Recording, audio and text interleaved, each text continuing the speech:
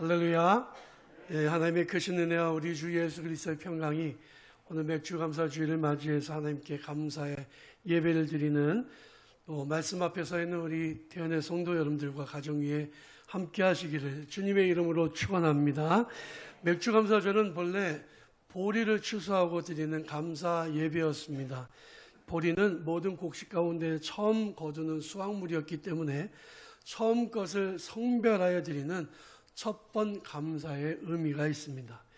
또 우리가 1년에 추수감사절까지 합해서 감사절이기가 두 번 있는데 첫 번 먼저 찾아오는 감사절기라 중간 점검, 중간 감사의 의미가 있다고 생각합니다. 사랑하는 태연의 성도 여러분, 온 마음과 온 힘을 다해서 하나님이 주시는 은혜에 깊이 감사하는 복된 주일이 되시기를 바랍니다. 오늘은 본문 말씀을 가지고 백년교회라는 제목으로 함께 은혜를 나누기 원합니다. 여러분 집안에 족보가 있으신가요? 족보가 있는 집도 있고 아마 없는 집안도 있을 거예요. 저희 집은 아버지가 월남을 하셨기 때문에 족보가 남아있지 않습니다. 사실은 족보가 있고 없고는 요즘에 별로 중요한 것은 아니죠. 하지만 젊은 세대들은 별로 중요하게 생각하지 않지만 과거에는 족보 있는 집안, 뼈대 있는 집안, 양반 집안으로 통했습니다. 그래서 족보가 있다고 의시되는 사람들도 있었죠. 족보란 무엇일까요? 자기가 속해 있는 집안의 역사를 기록한 책이 바로 족보입니다. 내 조상이 누구인지 알고 그 뿌리를 알기 위해서 꼭 필요한 책이라고 할 수 있습니다. 그런데 성경 속에도 보면 족보에 관한 이야기가 많이 나옵니다. 사실 족보 이야기를 가장 먼저 꺼낸 분이 하나님이세요. 출애굽기 3장 1절에서 6절 말씀을 보면 모세가 미디안 광야에서 하나님을 만나는 장면이 나옵니다. 양을 치던 목자인 모세가 어느 날 떨기나무에 불이 붙었는데 타지 않는 모습을 보고 신기해서 가까이 다가갑니다. 그때에 가까이 다가오는 모세에게 하나님이 이렇게 말씀하시죠. 이리로 가까이 오지 마라. 내가 서 있는 곳은 거룩한 땅이니 내 발에서 신을 벗으라. 그리고 하신 말씀이 나는 내 조상의 하나님이니 아브라함의 하나님, 이삭의 하나님, 야곱의 하나님이다. 라고 말씀하십니다. 하나님이 말씀하세요. 너희 족보는 이런 거야. 나는 너희 조상의 하나님이고 아브라함의 하나님, 이삭의 하나님, 야곱의 하나님이다라고 말씀하신 거예요. 왜 이런 말씀을 하셨을까요? 마태복음을 비롯한 복음서에도 보면 또 성경의 여러 군데 보면 족보에 관한 이야기들이 많이 나옵니다. 그러면 족보에 관한 말씀을 읽다 보면 시험에 들어요. 너무 어려워요. 그냥 건너뛰기도 하고 읽다가 졸리기도 하고 그러잖아요. 왜 도대체 이 족보가 성경에 기록되어 있는지 별로 중요하지도 않아 보이는데 있어요. 근데 유대인들에게는 이게 굉장히 중요한 겁니다. 왜냐하면 자기의 신앙의 뿌리가 무엇인지를 찾아가는 것은 정말 중요한 것이었기 때문에 그래요. 누가 누구를 낳고는 믿음이 이어져 나온 그 흐름을 표시하는 거죠. 오늘 본 말씀에서 바울은 디모데에게 이렇게 말씀하십니다. 내가 밤낮 간구하는 가운데에 쉬지 않고 널 생각하여 청결한 양심으로 조상적부터 섬겨오던 하나님께 감사하고 조상적부터 섬겼던 청결한 마음으로 섬겼던 하나님께 감사하는 건 누구가 그렇다는 거예요? 바울이 그렇다는 거죠. 자기는 그 뼈대 있는 신앙의 집안이라는 거예요. 그런데 5절에 보니까 이는 내 속에 거짓이 없는 믿음이 있음을 생각합니다. 이 믿음은 먼저 내 외할머니 로이스와 너희 어머니 유니게 속에도 있더니 내 속에도 있는 줄을 확신하노라. 디모데도요. 그 아버지는 헬라인이에요. 어머니는 유대인이에요. 믿음의 뿌리가 있는 집안입니다. 그래서 외할머니 로이스, 너희 어머니 유니게에게 믿음이 있었는데 너도 그 믿음이 있는 걸 내가 봤다. 너에게도 이 믿음이 있는 것을 내가 확신한다라고 말씀하는 거죠. 신앙의 족보에 대해서 말씀하는 거예요. 우리 신앙생활에도 족보가 있어야 됩니다.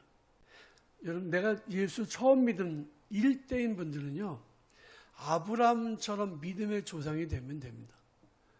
여러분, 내가 혹시 일대 신앙생활 하신 분이 계신가요? 그러면 나는 아브라함 같은 신앙의 조상이 되겠다라고 결심하세요.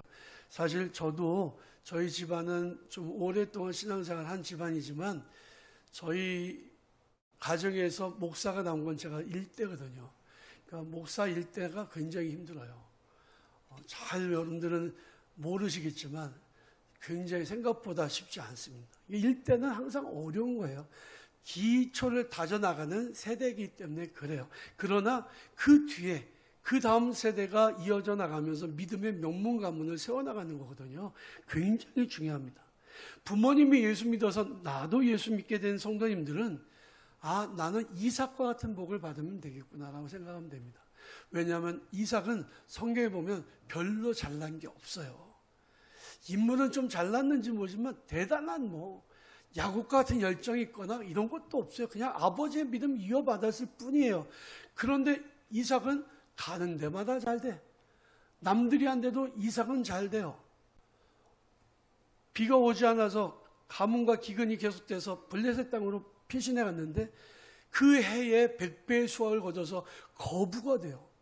그는 옮겨가는 곳마다 사람들이 막 핍박하며 옮겨가는데 가는 곳마다 더 잘 돼. 우물이 가는 곳마다 터져나와. 왜 그랬을까요? 이삭은 그 아버지 아브라함을 통해서 하나님께서 그의 아들에게도 복을 주시는 거거든요. 아브라함의 그 아들이라는 그 베네핏을 이삭은 누리고 살았습니다.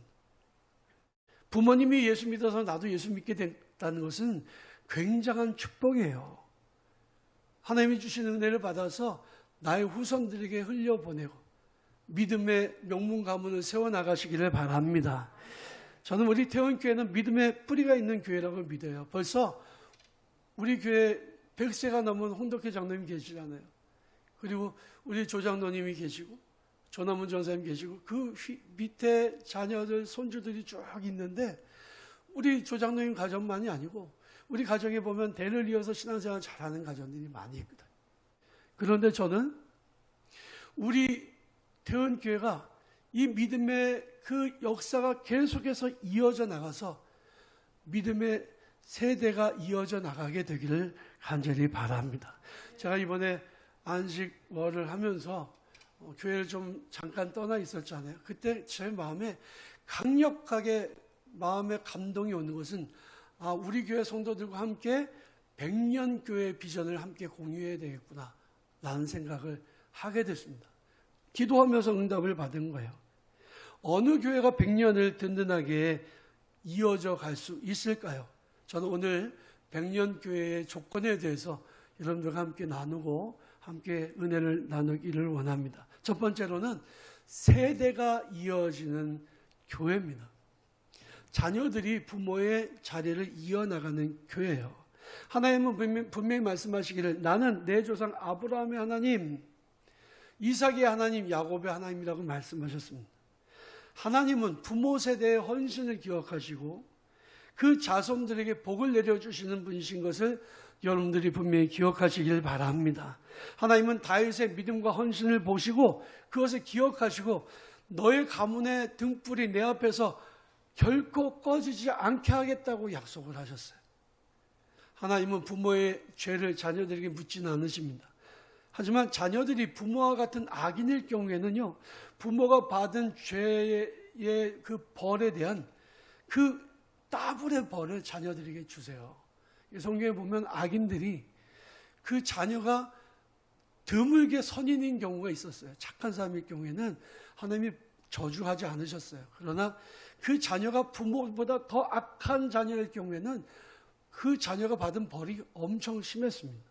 하지만 자녀들이 부모의 믿음을 이어받았을 경우에는요, 그 자녀들의 믿음에 합당한 복과 더불어서 그 부모 때의 믿음과 헌신으로 말미암은 복까지 넘치게 부어주시는 것을 성경에서 얼마든지 찾아볼 수가 있습니다. 그러기에 세대가 이어지는 교회가 복된 교회예요. 여러분, 내가 예수 믿고 내 자녀들이 내가 섬기는 교회에서 내가 살다가 신앙생활하고 헌신하다가 내가 죽어서 없어져도 내 자리를 내 자녀들이 지키고 내가 헌신하던 그 자리에서 내 자녀들이 헌신할 수 있다면 이것은 정말 큰 축복이에요. 믿으시기 바랍니다. 둘째로 좋은 전통이 이어지는 교회예요. 여러분, 백년교회는 좋은 신앙적인 전통이 이어지는 교회입니다. 백년 식당이라는 게 있어요. 나라에서 서울시에서 집중적으로 세우는데 우리나라는 사실 백년 식당이 없잖아요. 음식점이 몇십 년을 가면서 더 유명해질 수 있는 이유는 뭘까요? 그 음식 맛이 변하지 않고 그 맛을 유지하기 때문이 아니겠습니까? 교회도요, 좋은 신앙의 전통이 있어요. 근데 그 신앙의 전통이 이어져 나가야 되는 거예요. 하나님이 아브라함을 기억하시고 그의 아들 이삭에게 복을 주신 것은 아브라함이 보여주었던 그의 순종과 진실한 믿음을 기억하셨기 때문입니다. 하나님은 그 모습을 그 아들 이삭에게서도 발견하셨어요. 우리가 예수 믿는 그리스도인이라고 말할 때는 우리는 세상 사람들과 다른 뭔가 특별한 아름다운 모습을 지니고 있어야 됩니다. 우리 대은교회가 세상과 다른 특별함이 있으려면 우리 교회만의 특별한 자랑거리가 있어야 돼요. 아름다움이 있어야 돼요. 그리고 그 아름다운 모습이 내 때에도 있지만 나의 자손 때에 가면서 점점 더 아름답게 이어져 가야 됩니다. 그것이 바로 백년교회의 전통이죠. 저는 오늘 우리 한국에 헌신한 2명의 미국 그리스도인들의 가정을 잠시 소개하려고 합니다.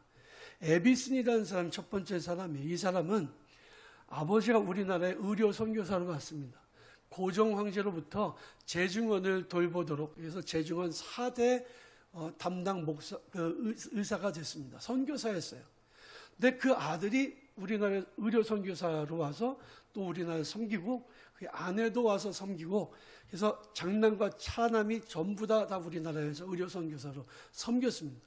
그리고 그 에비슨 가문이 세브란스 병원을 세웠습니다. 여러분, 에비슨 가문의 헌신이 없었다면 우리나라의 세브란스 병원은 존재하지 않았을 거예요. 재중원을 대중적으로 모든 사람들을 병을 고치는 병원을, 현대식 병원을 만든 사람이니까. 이 에비슨의 가문의 헌신, 대를 이어서 그 미국에서 이 정말 낯설고 물설고 그리고 낙후된 이 땅에 와서 이 땅에 있는 조선 민족을 위해서 헌신한 그의 가문의 헌신을 한번 기억해 보십시오. 아버지 때에서 하고 끝났다면 그 아름다운 전통이 이어지지 않았다면 어땠을까요? 근데 그 다음에 제가 소개할 사람이 바로 세브란스죠. 에비슨이 미국에 가서 카네기 홀에서 에큐메니컬 선교 대회에 강사를 나서게 됐습니다. 많은 교회 지도자들이 왔어요. 강연을 듣는데 조선 땅의 이 열악한 환경에 대한 설명을 하고 이 땅에 대한 간절한 정말 그들을 치료하고 병을 고치고 싶은 그 선교사의, 에비슨 선교사의 그 피를 토하는 듯한 강연을 다 듣고는 다 박수를 쳤습니다. 감동을 받았어요. 근데 정말로 필요한 것은 뭐냐? 박수가 아니라 돈이었던 거죠. 그래서 재중원을 훨씬 더 큰 병원, 현대식 병원으로 만들고자 하는 그의 꿈이 이루어져야 됐는데 그때 가운데서 한 노신사가 또 저벅저벅 걸어 나오더래요. 그 사람이 바로 세브란스입니다. 이렇게 말을 하더란 거죠. 조선이란 나라의 아픔에 대해서 잘 들었습니다. 병원이 필요하시다고요. 마침 선교지 어딘가에 병원을 세우려고 했는데 기도하고 있었는데 제가 돕도록 하겠습니다. 그리고 그날 밤에 얘기를 한 후에 $10,000를 기부했습니다. 지금 미국의 디지털 미디어인 비주얼 캐피탈리즘이라고 하는 그런 회사가 있는데요. 지난해 발표한 자료에 의하면 1900년도에 $1의 가치는 약 20만 원 정도의 가치가 있었다. 지금으로 환산해 보면 $10,000는 20억 원 정도의 가치가 있는 큰 돈이었다는 거죠. 그 큰 돈을 정말 한 번도 가보지 않았던 조선이라는 땅에 병원을 세우기 위해서 헌신하고 기탁을 한 거예요. 에비슨 선교사 정말 고맙습니다, 감사합니다 인사하니까 이렇게 말하는 겁니다. 주는 기쁨이 받는 기쁨보다 더 큽니다. 그리고 세브란스가 이제 1913년에 세상을 떠나면서 자기 자녀들에게 유언을 남깁니다. 재산을 쌓아두지 말아라. 반드시 필요한 곳에 정성을 다하여 나누어 주어라. 그리고 난 다음에 세브란스 병원에 익명의 그 도네이션, 그 기금이 계속해서 기부금이 매년 들어왔대요. 미국의 북장로교회를 통해서 계속해서 익명의 헌금이 들어왔습니다. 그것을 가지고 세브란스 병원이 병원을 잘 만들어 나갔습니다. 근데 병원에서 궁금하잖아요. 이게 도대체 누가 보내는 것인지를. 그래서 조사해서 보니까 그 세브란스가 장로였습니다. 그 세브란스 장로의 아들들이 아버지가 돌아가신 이후에도 매년 아버지의 그 유언을 기억하고 그렇게 기금을 보내왔다는 거예요. 찾아가서 고맙다고 인사하니까 이렇게 말하더라는 거죠. 주는 기쁨이 받는 기쁨보다 훨씬 더 큽니다. 세브란스의 집안의 모토여 주는 기쁨이 받는 기쁨보다 더 큽니다. 여러분, 백년교회는 백년의 좋은 신앙적인 전통이 있어야 됩니다. 존 웨슬리 목사에게 감동을 주었던 모라비안 교도들은 300년 동안의 중보기도 모임이 이어져 왔어요. 300년이라고 하면 적어도 15세대가 지나간 겁니다. 우리 교회가 과거로부터 지금까지 이어온 좋은 전통들이 분명히 있습니다. 앞으로도 좋은 전통을 만들고 그 좋은 전통을 100년 동안 이어나가면 우리 태원교회는 정말 아름다운 이름을 남기게 될 거예요. 사랑하는 우리 태원의 성도 여러분, 100년의 전통을, 신앙적인 아름다운 전통을 세워나가는 우리 태원의 성도들이 되시기를 주님의 이름으로 축원합니다. 셋째로, 변화를 적극적으로 수용하되 핵심 가치를 이어나가는 교회. 오래된 교회의 특징이 있어요. 웬만해서는 힘든 일이 세상에 풍파가 와도 절대 흔들리지 않습니다. 우리 감리교회도 백년교회들이 있잖아요. 보면은 코로나에 그렇게 영향을 받지를 않아요. 물론 교인들은 좀 숫자가 줄긴 하고 그렇지만 교회 헌금에는 전혀 별로 영향이 없습니다. 왜냐하면 그 교인들은 100년 동안에 부모를 통해서 배운 게 있어서 헌금을 어떻게 해야 되는지 어떻게 교회를 섬겨야 되는지를 다 알아요. 그래서 다 합니다. 그런데요, 가까이 가서 보면요, 그 교회는 굉장히 스트릭합니다. 딱딱하고 변화에 전혀 세상의 변화에 전혀 이 변화라는 게 전혀 없어요. 나무는 오래되었다고 좋은 나무가 아니에요. 그 안에 생명력이 없으면 그냥 고목이 되어버리고 말 뿐입니다. 오래된 나무가 열매를 주렁주렁 맺어서 사람들과 그 동물들이 이롭게 한다면 얼마나 좋겠어요. 교회가 세상의 변화에 다 따라갈 필요도 없습니다. 하지만 세상의 변화의 속도를 조절하는 힘이 교회에 있어야 돼요. 우리가 코로나 팬데믹을 맞이하면서 가장 먼저 한 일이 무엇이었습니까? 온라인 예배로 세우는 거였잖아요. 그래서 처음에는 핸드폰으로 유튜브 예배를 드리다가 아예 영상 예배 시스템까지 다 갖추지 않습니까? 이런 변화에 보다 더 발빠르게 대처하는 게 정말로 중요합니다. 그러나 세상이 변하는 것처럼 교회의 핵심 가치도 변해서는 절대로 안 되는 거죠. 교회의 핵심 가치가 뭡니까? 복음이에요. 여러분, 세상의 변화와 시대의 변화와 상관없이 교회는 복음의 가치를 지켜야 됩니다. 예배의 소중함을 알아야 되고요. 복음을 힘있게 세상에 전파하는 사명을 감당해야 됩니다. 교회는 세상에서 없어서는 안 돼. 정말 꼭 필요한 존재로 세상 사람들에게 인식될 수 있어야 됩니다. 그만큼 가치가 있고 그만큼 생명력이 넘쳐야 된다는 거예요. 교회는 세상에 왜라고 하는 퀘스천에 답을 해줄 수 있어야 됩니다. 우리 교회로 와라. 우리 교회를 바라고 얘기해 줄 수 있어야 됩니다. 100년 동안 그 지역에 교회가 있어요. 그래서 그 지역의 이름이 그 태연교회의 이름으로 알려지게 될 수도 있습니다. 그런데 그 교회가 뭐 하는 교회냐? 그러면 글쎄요. 오랫동안 그냥 태연교회 있는 동네라고 불려지긴 했는데 교회가 뭐 하는 데인지 모르겠어요. 이래버리면 안 된다는. 유럽에 가면 그런 교회가 부지기수로 많습니다. 건물은 100년 됐는데 교회 안에는 생명력이 없는 교회들이 많습니다. 세상의 변화에 앞서서 나아가되 교회의 핵심 가치를 지키는 그것이 정말로 중요한 거죠. 네 번째로는 열린 교회입니다. 예수님이 말씀하셨어요. 수고하고 무거운 짐진 자들아 다 내게로 오라. 내가 너희를 편히 쉬게 하리라. 그래서 교회는 언제든지 세상에 수고하고 무거운 사람, 짐을 지는 사람들에게 열려 있어야 돼요. 그런데 우리나라에 있는 오래된 교회들, 100년 교회들 가보면요, 교회들이 굉장히 배타적입니다. 굉장히 폐쇄적입니다. 주중에 그런 교회 한번 제가 일 때문에 가보면요, 일단 제일 먼저 맞이하는 사람이 누구냐? 경비실의 수위예요. 무슨 일로 오셨습니까? 붙어요. 담임 목사님 한번 만나려면요, 얼마나 힘든지 몰라요. 얼마나 딱딱한지, 얼마나 폐쇄적인지. 우리가 꿈꾸는 100년 교회는 배타적이지 않고 열린 교회여야 합니다. 이웃에게나 새 가족들에게나 열린 교회. 물론 교회 안에 좋은 사람들끼리 친교도 있습니다. 교제도 있습니다. 그런데 그 모임 안에는 다른 사람들이 얼마든지 들어갈 수 있도록, 얼마든지 받아들여 줄 수 있도록, 차별하지 않고 배타적이지 않고 왕따시키지 않고, 우리가 태연 가족이라고 하는 이름 하나로 하나가 될 수 있는 그런 교회가 좋은 교회예요.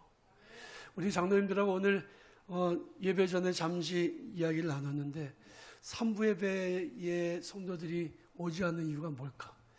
밥을 안 먹어서 안 오나? 근데 사실은 여러분, 밥 먹는 거요, 이거 밥하는 사람이 있어야 합니다. 근데 밥하는 사람이 없어요. 하겠다는 사람이 없어요. 그냥 할 수가 없잖아요. 그러니까 참 저도 교회밥 좋아하는데 저 교회밥을 못 먹어서 사실 뭐 병드는 건 아니잖아요. 혹시 교회밥을 먹고 싶은 분이 계시면 제가 주일날 저 앞에 돈가스 집에 가서 사드리겠습니다. 아니면 와서 봉사하세요. 봉사하시면 먹을 수 있습니다. 밥을 안 먹는다고 3부 예배 안 나와? 그거는 아닌 것 같고, 아마 2부 예배가 이제 훨씬 더 편해진 것 같아요. 근데 장로님들이 염려하는 거는 우리 태연의 성도들이 얼굴 한 번씩 봐야 되는데 2부 예배, 3부 예배로 이렇게 흩어져 있어요. 2부 예배 숫자가 많이 나오니까요. 흩어져서 얼굴 볼 틈이 없다. 이게 과제라는 거예요. 저도 동의합니다. 그래서 앞으로 어떻게 하면 2, 3부 성도들이 함께 만날 수 있을까? 이런 계획을 세우려고 하고 있어요. 여러분, 자칫 잘못하면요, 2부 교인과 3부 교인이 서로 얼굴 모를 수도 있습니다. 여러분, 하나 되는 일에 더 힘써야 돼요. 여러분, 누구나 열린 마음으로 받아주는 교회가 앞으로 100년 교회가 될 수 있어요. 배타적인 교회는 그리스도의 교회가 아니에요. 왜? 주님은 수고하고 무거운 짐진 자들을 다 내게 오라 했는데 성도들이 안 받아들이면 그건 그리스도의 교회가 아니잖아요. 주님 모든 사람 환영하시는데 사람들이 거절해서는 안 되는 거죠. 그런 교회는 수년 내에 교인의 숫자가 감소합니다. 과거에는 자녀들이 결혼하면 아기들을 낳았잖아요. 둘이 결혼하면 적어도 따블은 됐잖아요. 4명은 됐었잖아요. 근데 어느 순간서부터 둘이 결혼하면 둘 딱 나옵니다. 본전치기 했잖아요. 그런데 지금은 둘이 결혼하면 하나 낳거나 안 나요. 그러니까 새 가족이 교회에 들어오지 않으면요, 절대적으로 교인의 숫자는 시간이 갈수록 감소합니다. 그래서 100명이 50년 되는 건 10년이면 돼요. 50명이 25명 되는 것은요, 그보다 더 오래 안 걸려요. 15년이면 돼요. 유럽에 있는 교회 가보면 예배는 분명히 드리는데 들어가 보면 머리 허연 할아버지 할머니만 앉아있어요. 한 10명? 이 교회가 옛날에 굉장히 큰 교회였습니다. 그런데 새로운 물결이 들어오지 않아서 그냥 자녀들 다 딴 데 떠나가 버리고 노인만 남은 교회였어요. 여러분, 교회 멤버는 자연스럽게 늙고 병들고 죽거나 해서 이사 가거나 해서 그 숫자가 자연스럽게 감소하게 됩니다. 새로운 새 신자들이 계속 들어와야 되고요. 끊임없는 헌신자들이 세워져야 되고요. 끊임없이 믿음의 사람들을 세워줘야 됩니다. 끊임없이 간증자가 넘쳐야 되고 축복자가 넘쳐야 됩니다. 그럴 때 아름다운 교회 모습이 세워져 나가는 거예요. 여러분 이 일을 위해서 함께 힘써 주시기 바랍니다. 복음의 핵심 가치, 복음을 전도하는, 전파하는 성도들이 되시기를 바랍니다. 다섯 번째로, 마지막으로 복음의 진심인 교회. 교회 사명은 말씀 선포와 교육과 성도의 교제, 봉사 그리고 선교입니다. 근데 그 중에서 가장 중요한 것이 있다면 무엇일까요? 그게 하나님 앞에 예배 드리는 거예요. 말씀 듣는 거예요. 그래서 예배는 생명이라는 말이 나온 거예요. 성경에는 예배는 생명이라는 말은 없어요. 그렇지만 하나님 앞에 예배 드리는 것은 목숨처럼 중요하게 생각하라는 말씀은 있어요. 여러분, 예배가 목숨처럼 인식되어야 됩니다. 모든 성도가 예배에 최선을 다해서 예배 드려야 됩니다. 내 마음속에 갈증이 넘쳐야 돼요. 은혜를 사모하는 나의 갈증이 넘쳐야 된다고요. 말씀의 은혜 받기를 사모하고 최선을 다한 헌신과 사랑의 섬김이 있는 교회가 살아있는 교회예요. 진심을 다한 헌신과 은혜가 충만한 교회가 지속되는 한 교회는 100년 교회가 되어가는 거죠. 예배가 형식이 되면 교회 생명력이 사라져버리고 맙니다. 세월이 지나가서 지금 38년 됐죠. 우리 태원교회가 예배가 생명인 것이 잊혀지면요, 복음의 핵심 가치가 사라져버리면 창립 50주년? 60주년 가능할까요? 여러분, 복음의 핵심 가치가 사라져버리면 그 교회도 존재할 이유가 없어지는 거예요. 우리 대 끝나버리는 거예요. 복음 전파가 이루어지지 않는 교회는 그 자체에 생명력이 없습니다. 존재할 이유가 필요가 없는 교회가 100년 교회가 될 수 없습니다. 그러므로 사랑하는 우리 태원의 성도 여러분, 우리 태원교회를 위해서 기도하실 때 100년 교회의 비전을 가지고 기도해 주시길 바랍니다. 그리고 복음의 핵심 가치를 가지고 붙들고 기도하며 섬겨 나가시기를 바랍니다. 100년 교회의 비전은 하나님께서 우리 모두에게 주신 비전이라고 저는 분명히 믿어요.